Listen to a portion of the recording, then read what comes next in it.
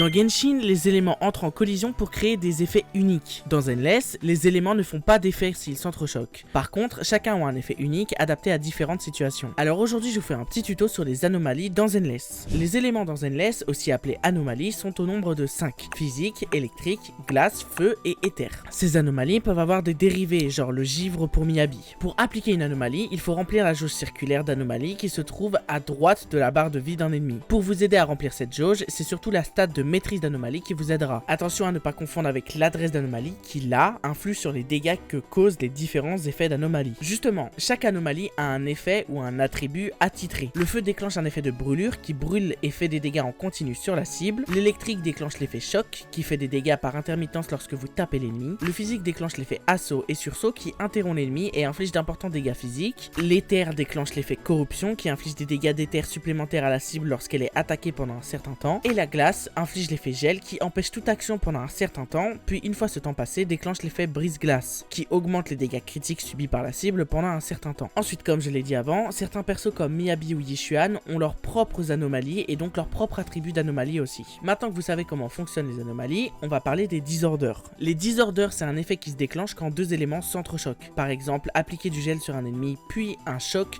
dans les 10 secondes suivant un gel et bam, disorder. Ça fonctionne avec tous les éléments et ça fait énormément de dégâts. Les teams d'anomalies se basent d'ailleurs sur ça pour faire des dégâts monstrueux comme la team Miyabi et Yanagi. Yuzua est un très bon support pour ce genre de team d'ailleurs. Elle applique tout type d'anomalies selon le personnage sur le terrain, donc c'est très fort pour faire des disorders plus souvent et plus rapidement. Enfin bref, c'était un petit guide sur l'anomalie. N'hésitez pas à ajouter des précisions en commentaire si besoin ou à me corriger car en un TikTok c'est un peu compliqué de tout résumer et abonnez-vous pour plus de contenu autour de Zenless.